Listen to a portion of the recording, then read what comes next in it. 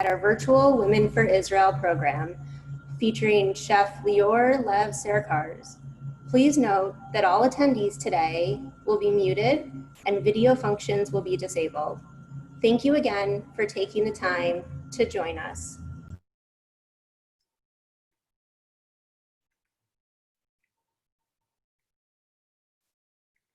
Good afternoon, everyone. My name is Leslie Lewis, and I too thank you for joining us in this first Midwest regional event for the Jewish National Fund. I live in St. Louis, and I've been a proud member of the JNF's Sapphire Society for the past 4 years. For today's program, we are fortunate to have Lior Lev Sercarz join us from his home in New York City. JNF has teamed up with Lior, a renowned chef, spice master, and owner of New York's famed Le Bois restaurant to create the Galilee Culinary Institute by JNF on the Marvin Sukanoff campus. This will be a world-class institute of culinary arts in the Upper Eastern Galilee. This state-of-the-art facility will train new chefs and utilize Tel Hai College for business acumen, food security, and technology. Farm to table, there is no greater place to explore the tastes and the ingredients than the Upper Eastern Galilee. The Culinary Institute is just one of many programs that JNF supports to improve the quality of life for all people who live in Israel. While we in the United States have been forced to adjust our lives during the last 3 months, so too has JNF. JNF is a $100 million nonprofit organization, but has beneficiaries from across the globe.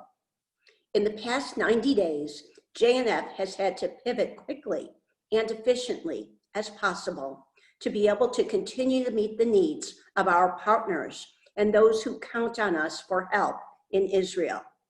Rest assured, the Jewish National Fund has been on the ground and supporting all the immediate needs of our family in Israel. We planned this program in May to celebrate the resilience and power of women during Women's Month, which is of course in May. With nearly 60,000 donors, JNF's Women for Israel raises approximately 25% of JNF's total giving, contributing $30 million this fiscal year. That's an impressive statistic. Every gift made to the Women's Campaign this month will be matched up to $1 million due to a generous Los Angeles donor. So there's no better time for your dollars to go twice as far as we work to support the land and people of Israel who count on us so much during normal times and now through the current health crisis. I want to thank the Jewish National Fund team for helping us today. June and Sarah, our events managers, as well as John, Lynn, Eli, and Nicole. Jewish National Fund has a great team, and because of their hard work, we can bring programs like this to you. Please note, if you have any difficulties accessing the program or hearing, you will be able to access it later in the week when a recording of the program will be sent out by email. Although we cannot see each other on the call, we have several women from JNF's Women for Israel National Board, and I'd like to acknowledge them and thank them, like you, for making this Zoom call and JNF a priority. Thank you, Ann Zinman, Susan Farber, and our next speaker, Barbara Burry.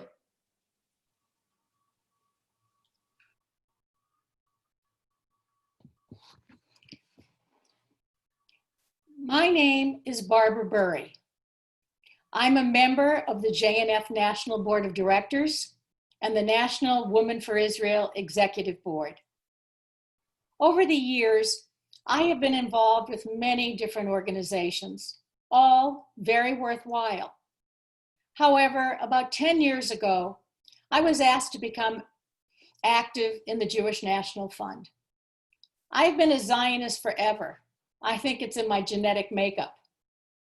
From the moment I became involved with JNF, I knew that this was the place for me. Everything JNF does is for the people in the land of Israel. JNF is about people. JNF has become my new family. Let me explain why. Our affiliates in Israel are truly partners in what we do. We meet with them and discuss what their needs are, and we are ready to assist in seeing those needs are met. We don't just listen. We don't just talk. We make it happen. One of the areas we support is the Gaza envelope, those areas on the border with Gaza. Those living there are faced with the barrage of rockets and missiles, balloons and kites with incendiary devices. In many places, they have 15 seconds or less to get to a shelter. 15 seconds. That's not much time. To make a lasting difference in the community of Sderot, JNF converted a 21,000 square foot warehouse into a secure indoor playground and community center. Play areas double as bomb shelters. Now, children can be children. Because of living in constant fear and running for shelters, hearing the blasts of the rockets, almost all children and many adults suffer from PTSD. To ease the stress caused by PTSD, the Jewish National Fund invests in trauma resiliency centers to provide emotional therapy to help cope with this trauma. Therapy includes traditional one-on-one sessions, group therapy, and family counseling.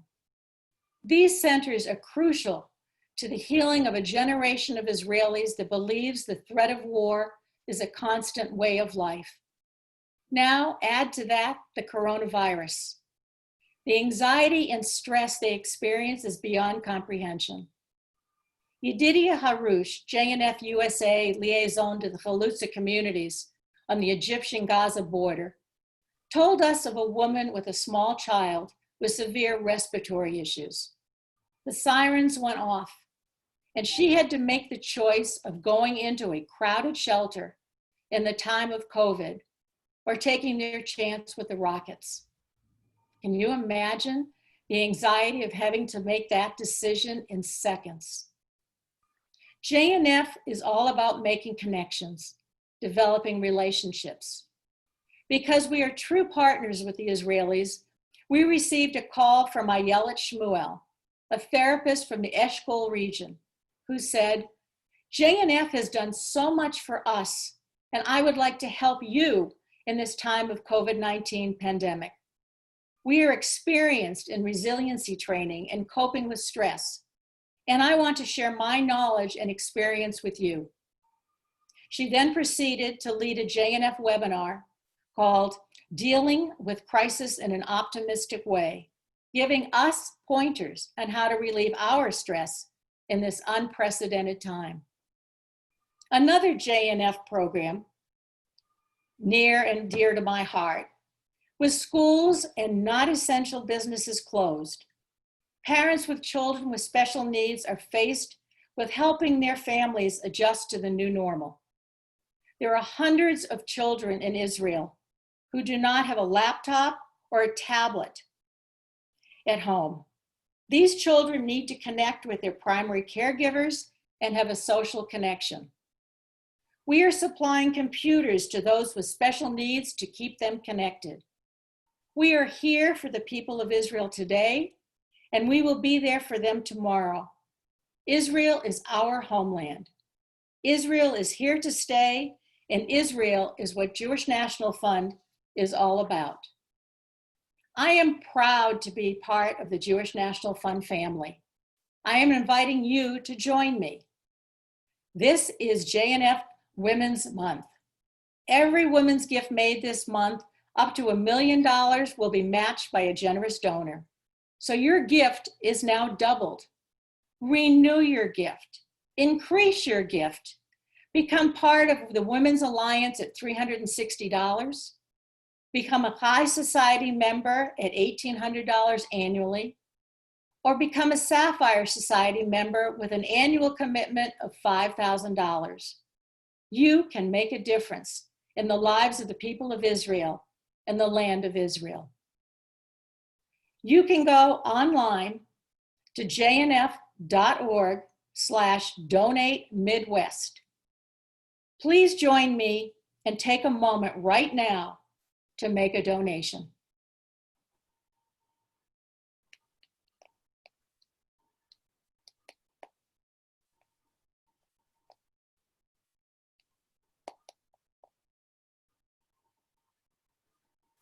Thank you again for your continued support of Jewish National Fund and the land and the people of Israel.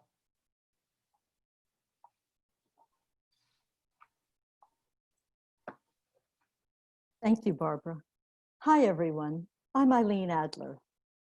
I'm a proud member of Women for Israel and the Sapphire Society, the Chicago board member and general campaign chair, and Makor. Plus, I'm an avid fan of Lior's spices. Lior Lev Sercarz is the master spice blender and owner of La Boîte, as you've heard. It's a high-end biscuits and spice shop in New York City. La Boîte provides spices to some of the world's top restaurants, including Musthave in Philadelphia and Le Bernardin in New York. Sercarz and La Boîte have been featured in top media such as the New York Times, Vogue, Every Day with Rachel Ray, Food and Wine magazine, and the Saveur 100. After completing 3 years as a sergeant in the IDF, Lior traveled to South America, where he further developed a passion for cooking and world cuisine. As his cooking evolved, he enrolled in the culinary school of the acclaimed Institut Paul Bocuse in Lyon, France. Since the start of his career, Lior has worked closely with chefs from around the world. He has published several cookbooks, The Art of Blending, The Spice Companion, and his latest, Mastering Spices. Friends, will you in welcoming Lior Lev Sercarz.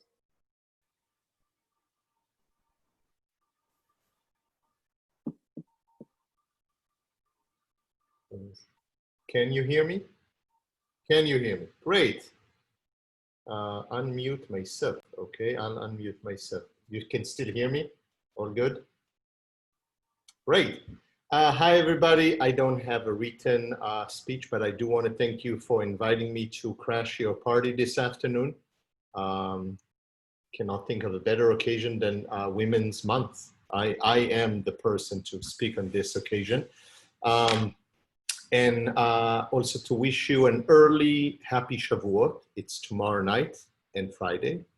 Hopefully you're all getting ready to make some fun dishes for Shavuot. If not, get ready. My name is Lior Lev Sercarz. Thank you for the kind words and introduction. I know it's not an easy task with a very long last name, a bunch of French names and whatnot, but we made it. I'm here, I was asked to join you this afternoon to talk to you a little bit about what it is that I do at La Boîte in Hell's Kitchen, and primarily about the building that you can see in the background, which is not what it's going to look like exactly, but that gives you kind of an idea of what we're working on with the help of Jewish National Fund and our fearless leader, Russell Robinson. As I said, Lior, owner of La Boîte, biscuit and spice company. We bake cookies and we blend spices. It's pretty easy. I like cookies, so we make cookies. So I have something to eat, and whatever I don't eat, we sell.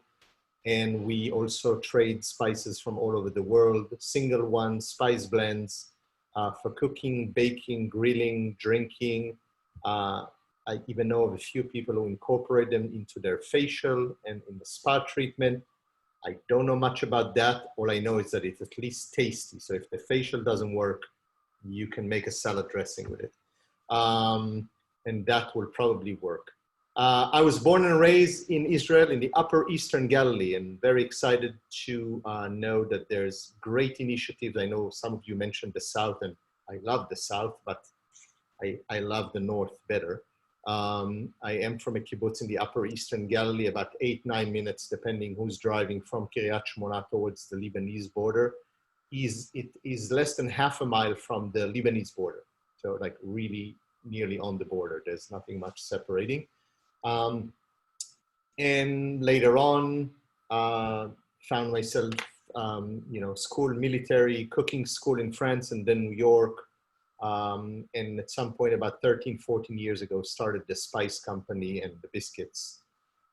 Throughout those years, it kept on bothering me that there were no real good solutions for culinary education in Israel.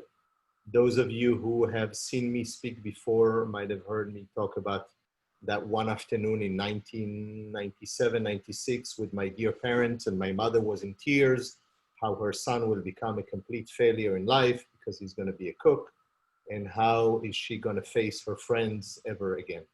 But as a proud Jewish mother, she kind of got herself back together quickly and decided that I'm going to become the best failure that ever existed so that she could be proud of it. So I enrolled in a cooking school in France, which was amazing. However, it's always sad to think that, Israel, especially nowadays with the culinary scene being so advanced and so great, there were an option. About 2.5 sort of years ago, I had the opportunity to meet with Russell Robinson after a friend connected us together. And for many years, all I heard was people who thought that this was really a bad idea. And Russell thought it was an amazing idea. For his own purposes. He even confessed that even if I wanted to do a circus in Kiryat Shmona, he would probably fund that too. So happens that he likes food, so that was even more appealing to it. Quite quickly about GCI, I don't know how much you know and what you don't know. So GCI stands for the Galilee Culinary Institute. It's a bit long, but it is what it is. It is Culinary Institute. It's not a cooking school. It's way beyond that. That's going to be built in the Galilee.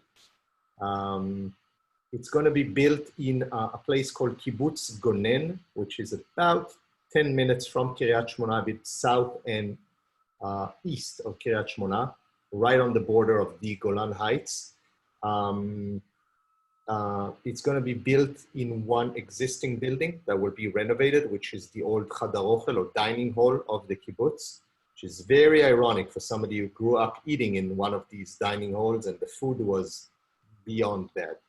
So we're going to try to bring something good to this Chadar Ochel or dining hall.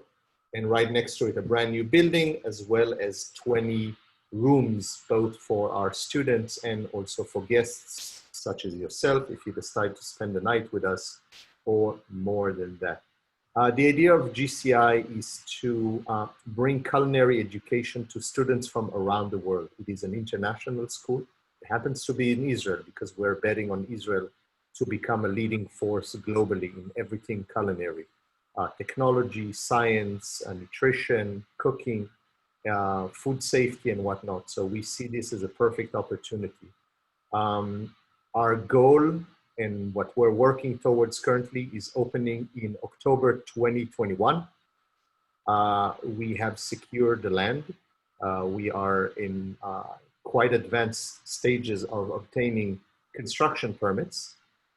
We have received amazing gifts so far from very generous people around the country supporting this, but are still, looking for more partners to join us in this great mission in building that and building the classrooms and the auditoriums and the restaurants that will be on site, a beer brewery, a chocolate lab, and the list goes on and on with a lot of great opportunities. We're also working these days closely with a company that will help us to write curriculum. I went to school, but between that and writing curriculum, there's a big difference. So they're helping us to identify the different classes and the length and accepting students from abroad, which has its own challenges. And what are we going to teach there? Our goal is to help graduates go back to real life with as many possible tools to succeed in whatever it is that they want to do, whether it's going into the restaurant business that will most likely change quite a bit due to the last 2.5, 3 months globally, whether they want to join the industry, become a food scientist, or even a food writer for that matter, if that's what they choose to do. We really want to give them both the professional hands-on tool as well as the educational, academic, accounting, legal, architecture, nutrition, and so on, so that they have as good of an understanding of what this profession is all about. And that's what we're planning to do at the GCI with your help and with the help of everybody around the United States and in Israel. We have an amazing CEO who joined us last year and officially became our CEO last month. His name is Nathan Hoffman, who is from Baltimore, out of all places. Via Phoenix, now living in Tzfat with his family. And he's helping us lead this great initiative of the GCI with the amazing help of the JNF team, both here and in Israel, some of which you know. Regardless of that, I cannot really see my chat box. I try to see it at least, but if you have somebody, thank you. Right, if you do have a question, so we will have that eventually. A little bit about what got me here now. So we run a spice company and a cookie. As I said, our goal is not to change the way you cook. If you cook, I should point out that I am a firm believer that not everybody should cook. Some people should just eat. And that's okay if that's all you're doing. Just find yourself somebody who can cook, or find a good place to take out from. If you do choose to cook, spices are an essential part of food and beverage.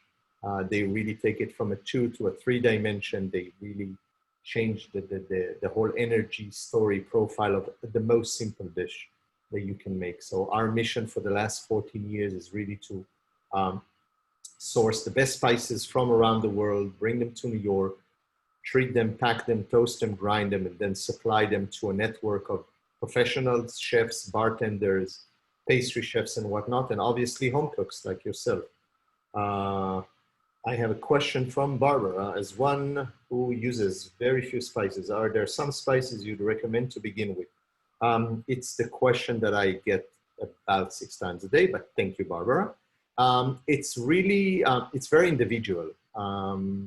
Everybody has a different flavor profile and taste profile, and the fact that I think that I would like to have chili flakes in my pantry, I cannot impose it on the rest. So I'd say if you are, if you know what you like in terms of flavor profile, hotter thing, sweeter thing, acidic thing, based upon that, you could start building your pantry of spices, and that would do that. Same goes with the question of about the 3 spices that I cannot live without.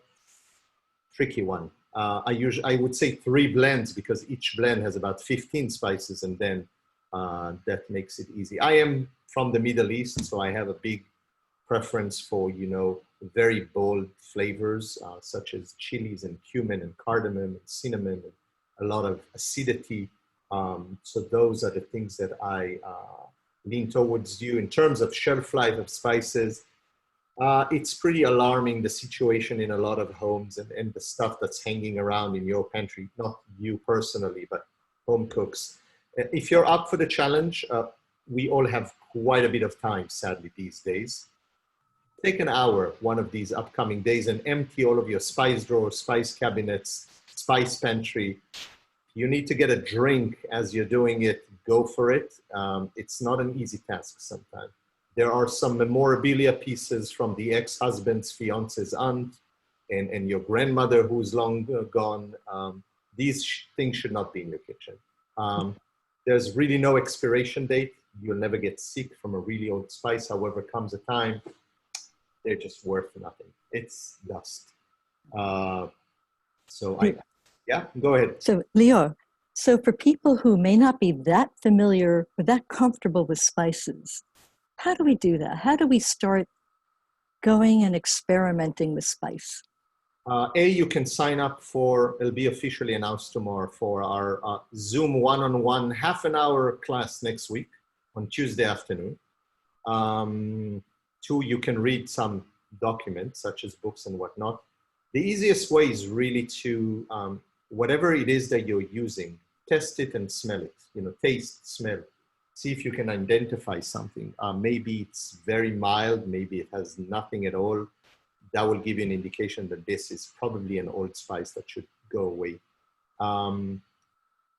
Try to rotate the stock of your spices in your home quite often. If you are open to the idea of playing around with spices, which is not dangerous, try to make a dish that you're familiar with and take a tiny amount of it in a teaspoon, a fork, whatever it is, and sprinkle a spice that you've never tried with that ingredient and taste them together as is. See what happens. Whether you like it, great. You don't like it, then that's fine. That's the best way to kind of get into it. Trying to do some recipes that have spices in them. Start with things that you feel a bit more comfortable with, and then slowly, and then keep on cooking the things that you like and that you master in a way. That's kind of the theme of Mastering Spice of the book, is this idea of cooking everyday simple dishes and every time try to season them a bit differently. It sounds really simple, but the results are just amazing from a texture, color, the whole story around it. So I think that's the best ways to start slow, integrating slowly spices that you know or don't know, things that you wouldn't necessarily think. Open yourself to the idea of seasoning everything, breakfast, lunch, dinner, snacks, cocktails. There's really no opportunity. Every opportunity is a good opportunity. Okay. And can you give us some other things that will be on the seminar tomorrow? Some, other hints as well. Next week on Tuesday. Next week. Mm-hmm. Yeah, sure.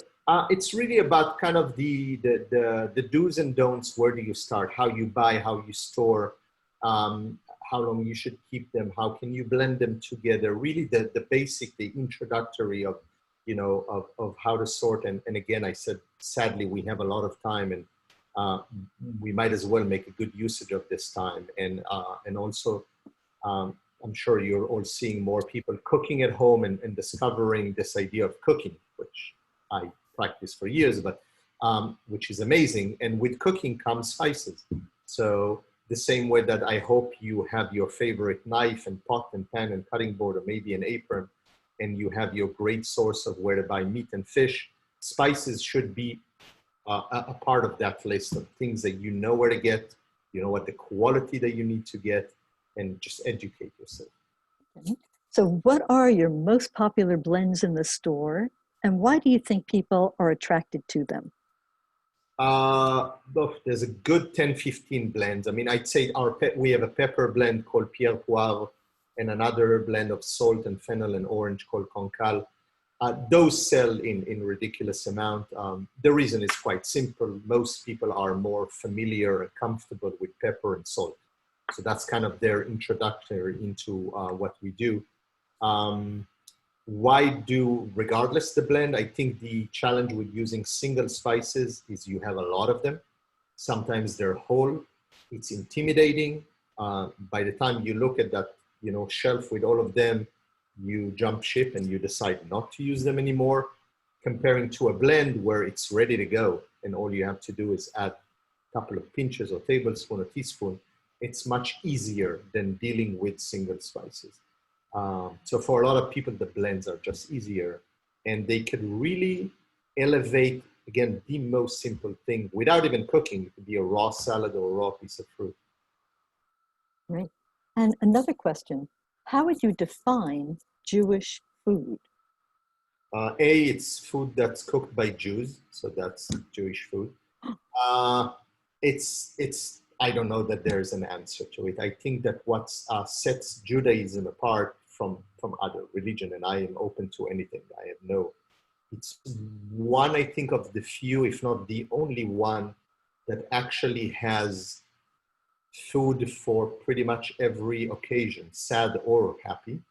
And there is basically no event throughout the calendar where there's not a food component, comparing to a lot of other religion. And again, as I said, I love any other religion, but Judaism to me is a state of mind. It's a culture, aside from being a religion. As such, it has food, but we were spread out over so many places around the world for so many years that there are so many ethnicities and so many influences. And I think that what we did as Jews or even Israelis, that we claimed ownership to a lot of things.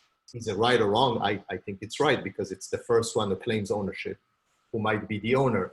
But when you look deep down, even to what you would think is the most, is chicken soup the origins of ramen? I don't know. It's debatable, and so on and so forth. And so a lot of these dishes are so intertwined with other ones. And what Jewish food for a North African person and what it is for somebody from Hungary is a different thing. So it's a tricky question. Yeah. And I will read one comment. Speaking of different traditions, my husband is an Israeli of Indian descent, and he's an amazing cook, using many of the spices you mentioned. He has been telling me throughout our marriage, 20 years, that to throw out my old spices. He just said, "I told you so," after hearing you, Lior. After hearing you, what you said. Really, if you start thinking of spices as a produce, Yeah. Oh.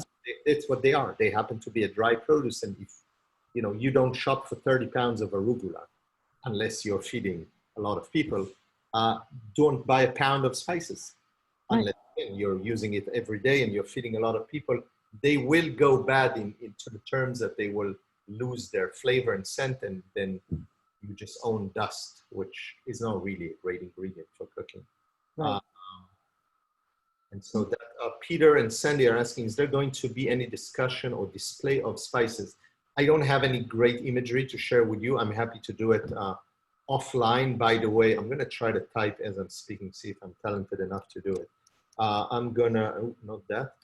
I'm going to share with you my email so that if there's something after this conversation that I have not covered or you want to address any subject, we can stay off politics until we get to know each other. But anything food, spice related, happy to answer at any given time.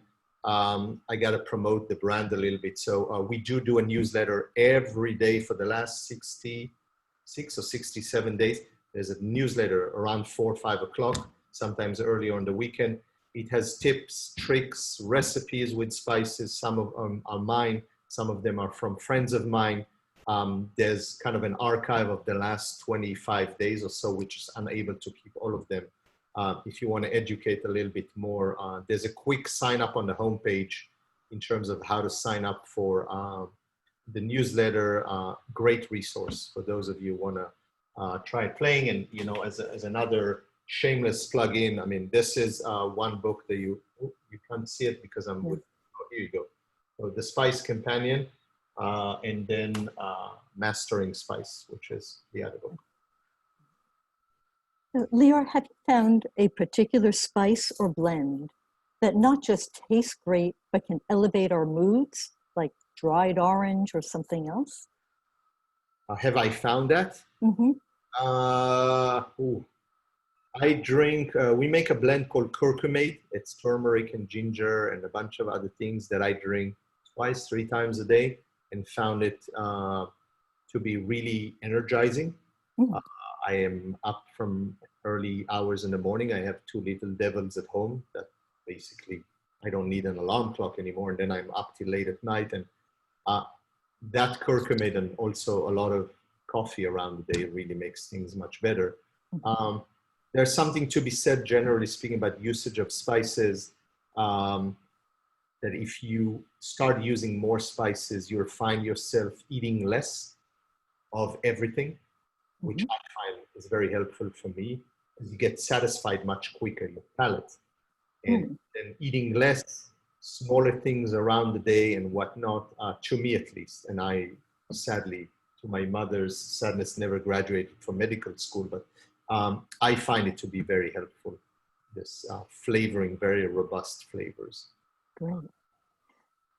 There are many foods, many food allergies like peppers, garlic, gluten. Could you give a few suggestions for substitutes? But sometimes there's no need to substitute. So if you cannot eat it, just don't. If you are allergic to peppercorn, although I can't remember hearing of that, but that might exist, switch to chili peppers. which are capsicum. It's a whole complete different family. However, if you're also allergic to nightshades and capsicum, then you can go into Szechuan and Sancho pepper. So hopefully there is a solution for you.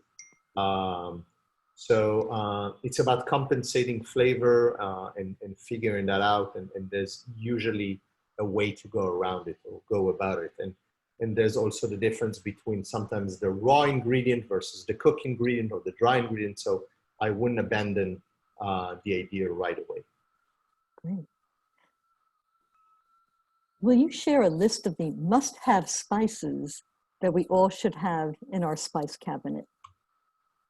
Again, as I said earlier, I can give you a list, but it's irrelevant because I don't know you or anybody on this call. I would say this again, there is a group of about 5 essential flavor profiles that if you can match each and one of them with a spice, you're onto something. You get your heat, that could be chilies, it could be pepper, it could be Szechuan, it could be Sancho, whatnot. You need some acidity, and that could be dried lemon, dried orange, whole lemons, whole oranges. It could be sumac, it could be green mango powder, all of the above. You need some sweetness, and that could be from a honey powder, it could be from a cinnamon, and it could be pink peppercorns. You need salinity. So there's obviously the salt that we all know, but then again, not all salts are born the same. And if you cannot have salt for dietary restriction or whatnot, there are enough spices such as celery seeds and cumin and even fennel that have a certain amount of sodium in them that might allow you to reduce that. If you want to extend to the bitter notes, because bitter is an important flavor, then you can do that. So if you're able to take these 4 or 5 flavor profiles and kind of match next to them something, then you're onto something. And then you can explore more and more, because if I told you that I think that everybody should have smoked paprika, maybe you don't care for paprika at all, and maybe smoke is definitely out of the question. So that's why I don't mean to make things more complicated, but it's about understanding that you are you. The sooner you get it, the better, in life, generally speaking. And about, at this point of your life, is knowing what you like and what you don't like, and stick with what you like. Do try to educate yourself about certain unknown spices, because you just don't know if you like it or you don't. And speaking of unknown spices, here I'll be personal. You recommended to me Urfa. Yeah.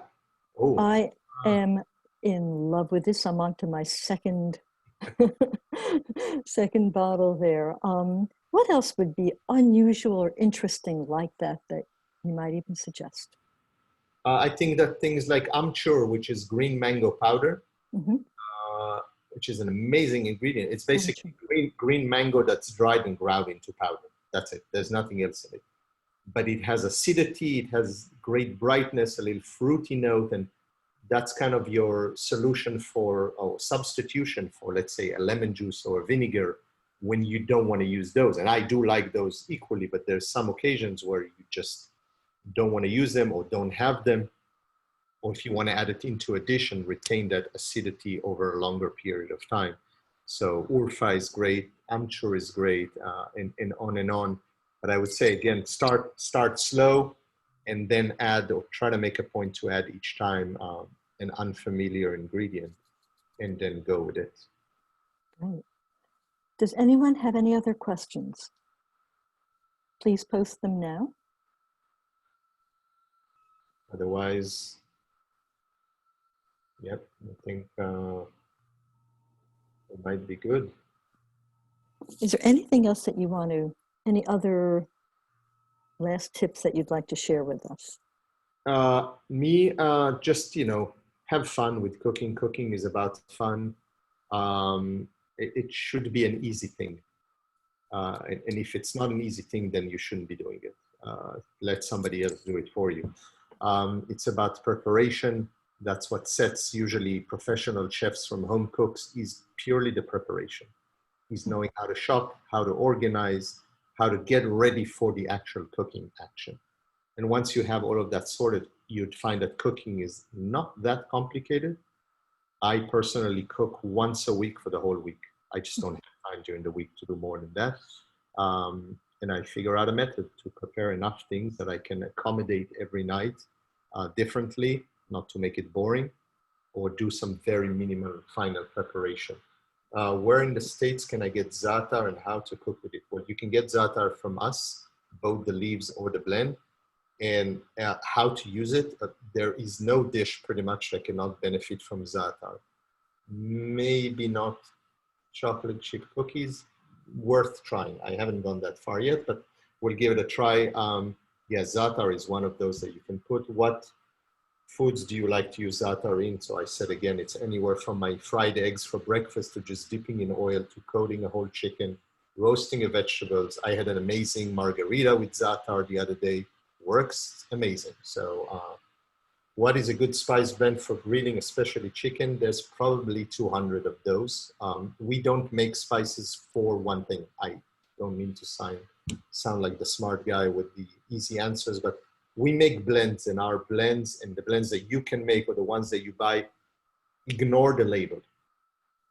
Whatever you feel like using them for, that's what you should be using. And even if you have a chicken blend and you want to put it on your vegetables or even in some sweet preparation, there's no right and wrong. As long as you like it and it tastes good, then that's what you should be doing. Great. So, Lior, I'm going to thank you so much for joining us. You all. And we wish you much success. And we hope to see you again soon. Thank you so much. Thank you.